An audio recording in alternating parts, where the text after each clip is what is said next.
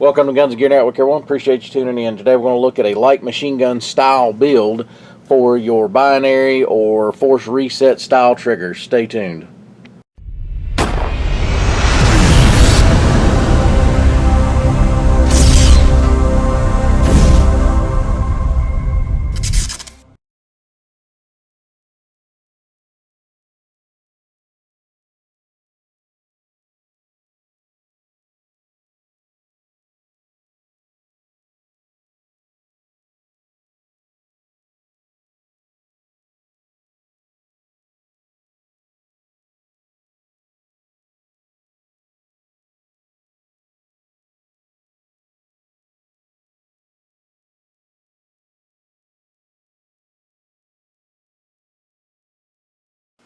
Welcome back, guys. Appreciate you tuning in. So today we're going to discuss my light machine gun style build.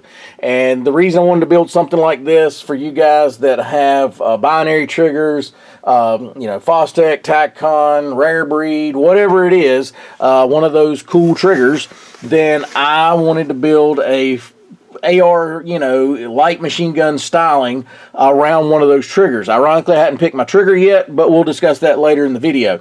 But I wanted to do something similar. Earlier in the video, I showed a picture of the RO-750 for Colt, and then also Colt's the IAR.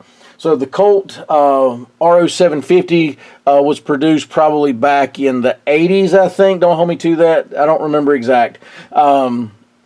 But that was designed for military use. It was an upper that it was designed around the basic M16A1 actually, and really cool design, really cool concept, and does really well. You can actually buy those uppers if you can find them. They're really expensive. They're like $7,000 just for that upper, but they're really cool. And I kind of did a mishmash of different things of looks. Part of it with the RO-750. Part of it with the Colt IAR. And the Colt IAR was a light machine gun that was kind of a prototype for a contract that Colt was trying to win with the Marine Corps. And Marine Corps did not win. H&K actually won that bid, but they came out with the Colt IAR version, and it was in the second image that I showed earlier in the video before we got started talking here. And so I've kind of mishmashed a couple different concepts here to put it together, and this thing is built around one of the Palmetto State Armory budget build, upper and lower kind of deals. They had some real good deals at Labor Day, and I took advantage of that, and I said, hey, now's my time. I'm going to put this thing together, and then I'll figure out the trigger part later. But I wanted to go ahead and take advantage of some of the sales that were going on at Labor Day, and I found this upper and lower. It's basically like M4 styling, M4, A2 front sight, all that basic stuff. It does have a full auto bolt carrier, which is sometimes required with certain triggers if you need that. So it came with it. Everything was good to go. And then the lower itself had, it was a complete built lower, and I opted to spend, I think it was $30 or $40 more to get the mag pull stock and grip. Decided to do that instead of the basic M4 stuff. The actually M4 stuff would kind of look kind of cool, kind of retro, vintage, more military than this, but that's okay. I like mag pull products, and I decided to go with them. But, why would you have something like this? So if you ever watch any of those videos of people shooting those triggers, probably 50% of them, they look like they don't know what they're doing. Like they're, the recoil's kind of running them all over the place, and they're unbalanced and things like that. So I wanted to build something that was enjoyable, even for a novice, maybe some younger people, younger kids, my nephews, people like that. Co-workers, whoever that had never shot anything like that, be able to enjoy it safely. So the best way to enjoy something like that as safe as possible is either in the prone position or bench. And with it out like this with a bipod system and all that, especially with the bipod out here on the end. If you look at a lot of machine gun or light machine gun styles, the bipod is out here at the very end usually, and the reason they do that is to balance it out better and to be able to control it better. So I wanted to build something very controllable if I'm going to let other people shoot this. Again, it's a range toy at best, guys. You're not going to do anything really with it other than be a range toy. That's what it is. Just something to go out and have a little fun, get your giggle on, and, you know, have fun with it. And that's about it. So that's kind of what I built it around. But we'll kind of go over everything. Some of this stuff is in my Amazon store. Some of it I'll tell you, I'll do some reviews of individual products later, probably showcasing a few of those. But I'll kind of go from, you know, rear to front and kind of go over what this thing is made of. Again, the Palmetto State Armory, upper and lower, with the mag pull set up here. Backup sight, it's just, I think it's a UTG. Had it in my parts bin, fit the bill fine just on this build. I'm going to do a review on this charging handle. I wanted an ambidextrous charging handle.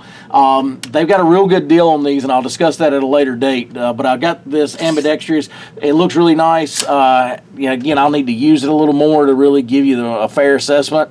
But it was less than $20 including shipping. You can't buy a standard GI style, mil spec style for that hardly. But it's actually a pretty nice looking, ambidextrous style. But because I'm going to let other people use this, I wanted to be able to have ambidextrous, some controls. And so I bought an ambidextrous charging handle. Pinty sight, these are here been done real well for us. We like them. The reticle in this, you can change it, different ones, and there's one reticle in here in particular we like. It's the circle with the crosshair in it. For an application like this, you want something kind of big that somebody can see and track pretty easy under rapid fire. So I just thought this reticle would work. I may switch it out later, but they're less than $30 including shipping on Amazon. Again, got them in my store. Go check them out. There's other people that's done reviews about them, and they do pretty well, to be honest with you, especially at that price point. This is a KCI 100-round drum. Obviously, for something like this, you can put whatever you want, even a 30-round mag, but this here kind of fits the look and kind of fits that bill. Again, going back to the Colt RO750s and the Colt IAR. A lot of times when people think of light machine guns, they think of belt fed. Well, neither one of those were belt fed. They're both magazine fed. So that's why it is what it is. They do actually make a belt fed upper for an AR, but really expensive. Wasn't gonna go down that road for just something to go giggle around and have fun with at the range. So, carry handle. A lot of light machine guns got handles. I just think they're cool, the carry handles. This one is in my Amazon store. There's a couple different versions, and I've tried putting, I think, both of them in there. If you got any questions about it, let me know. Not overly expensive. If I had a negative to say about the handle, I will go ahead and tell you that real quick. When I got it, when you tighten this screw here that holds the handle on, this would not do that. It would actually just flop around. It was just real loose. So I wound up taking the screw out, and I stacked some lock washers together and tightened it back in to kind of where I could, not have it flop around. Because literally, it was so loose, if you were firing this thing would bounce. That's how bad it was. So I wanted something that was a little more snug, that could go up. It does lock in that upward position like that, up out of the way. But I just think carry handles were cool on a light machine gun style. AIM Sports, I think, is the basic quad rail, M4 type look for the front. A lot of the other light machine gun styles got something similar to this. M249 saw, I guess, a little bit, not exact, but sort of. A2 front sight. That Colt RO750 has an A2 front sight, which is kind of classic. It just looks kind of that military part. And then the Colt IAR actually has a folding sight. So, but I just like the look of that. Going on down here to the end, the bipod. This is called the UT. It's by UTG. It's their monster clamp version. I don't know. It's their Gen 2 version. There was a bunch of different manufacturers of this. This one got the best reviews. UTG's got a pretty good warranty policy. I just thought I was willing to spend a little extra money. So let's say this one was $30 or something. The others were like $18 or something. I decided to go spend the extra money on this, and that's what I went with. And it just, like I said, I've got it in my store, but it actually folds and all that, and I'll show you that here in a second. Muzzle brake. You do not want, if you looked at, there's videos floating around of the RO750 firing, very little recoil. Well, that firearm's a lot heavier than this one, But these competition muzzle brakes that I use on my competition rifle do an excellent job. They're loud and all that, but they do an excellent job of taming recoil. So one of the safest ways to shoot rapid fire is a lot less recoil. It's more manageable, more, you know, able to control it better. And so I wanted to do that. It actually looked better with the birdcage style because it looked more of that, you know, SAW M249 or whatever. Matter of fact, the Colt IAR and the RO750 had the birdcage style. I wished I could have kept it. I may try it without this and just see, but if not, I decided to put this on. Still looks kind of cool. These muzzle brakes are kind of unique and kind of cool, but yeah, I wanted it very controllable for somebody learning how to do it.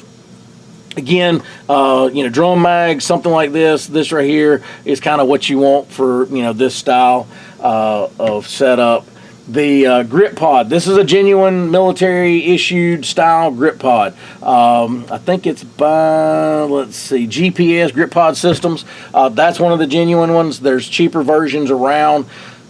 Steer away from those if you can. These are so much better quality. Let me show you. You can deploy it like that.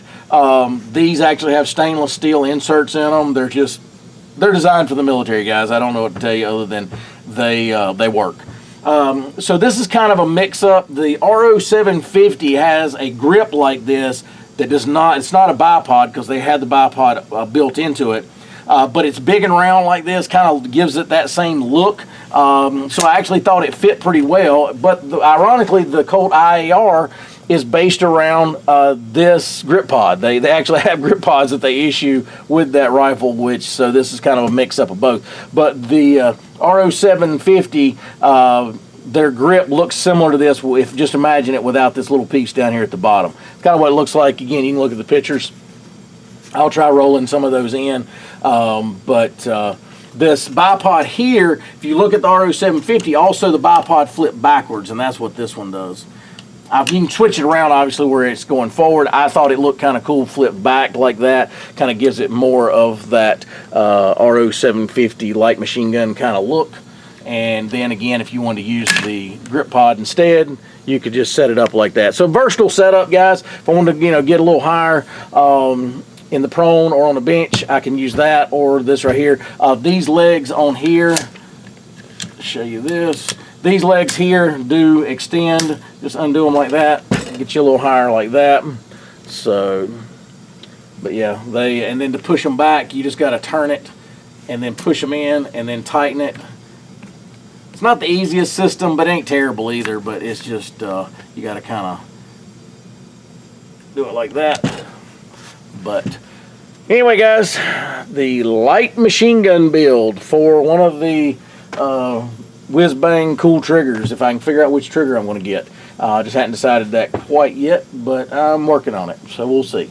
But anyway, guys, just want to kind of share this with you, the light machine gun build. If you got any questions, post those below. If you have built anything like this or whatever, researched it and wanted to, you know, chime in what your thoughts are, something like that, be sure to do that with us, and it would be greatly appreciated. As always, guys, like, share, and subscribe. Bring another video shortly. Have a great day.